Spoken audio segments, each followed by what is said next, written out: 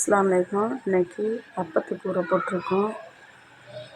அப்பளம் போட்டு அப்பம் செய்கிறதுக்கு ஊற வைக்கிறதுக்கு அரிசி ஒரு உலக்கு போட்டிருக்கேன். ஒரு உலக்கு போட்டு நல்லா ஒரு 3 மணி நேரம் ஊற வச்சு இது பண்ணணும். நல்லா 4 தண்ணி ஊற்றி நல்லா களைஞ்சிடணும். அப்புறம் நல்ல தண்ணி ஊற்றி வச்சு ஊற வச்சிடணும். ஊற வச்சு நல்லா ஊறிச்சான்னு பார்த்துக்கிடணும். ஊற வச்சு அதுக்கு பிறகு அதை அரைக்கணும். அப்புறம் கொஞ்சம் நேரம் இது பண்ணணும். இப்போ நல்ல தண்ணியை ஊற்றி ஊற வச்சாச்சு. ஊற வச்சு இப்போ 3 மணி நேரம் சென்று எடுத்து பார்த்ததில் நல்லா ஊறிருக்கான்னு பார்த்தா ஊறிடுச்சு. இப்போ அதை மிக்ஸி ஜாரில் அள்ளி போட்டு கொஞ்சம் கொஞ்சம் பாதி இதை போட்டுட்டு கொஞ்சம் கோன் வச்சுக்கிறணும். அது அந்த சோறு தேங்காயோட ஊக்க போட்டு ஆட்டுறதுக்கு.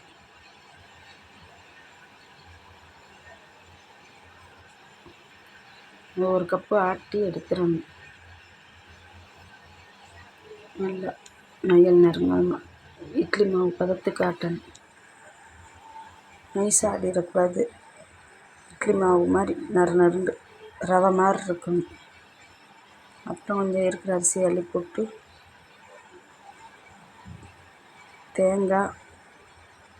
தேங்காய் சோறு எல்லாத்தையும் ஒன்றா போட்டு ஆட்டணும்.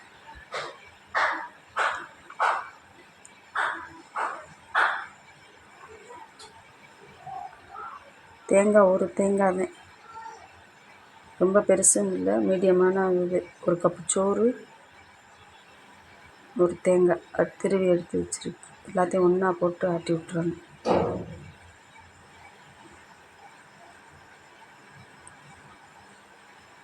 அது கொஞ்சம் நைஸாக ஆட்டிடணும். இதை நைஸாக ஆட்டணும்.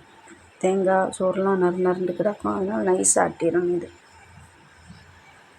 நைஸாக ஆட்டி ரெண்டையும் ஒன்றா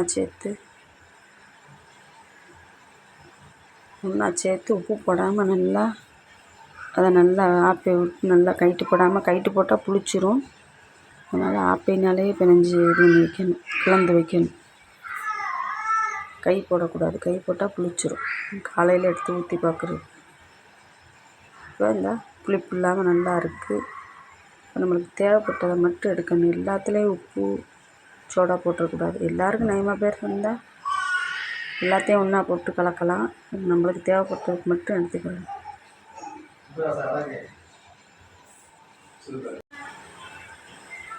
தேவைப்படுறத எடுத்து சோடா உப்பு போட்டு கலந்து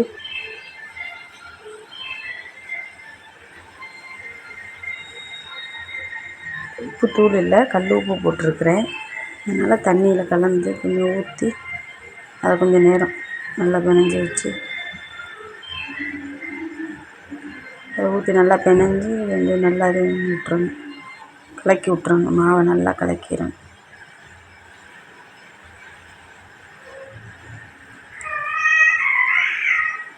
எனக்கு குண்டாலமான சட்டியில் இந்த அப்பச்சட்டி தான் கிடச்சிச்சு, வாங்கியிருந்தேன். அதனால் கொஞ்சம் இதாக இருக்கும், அகலமாக இருக்கும்.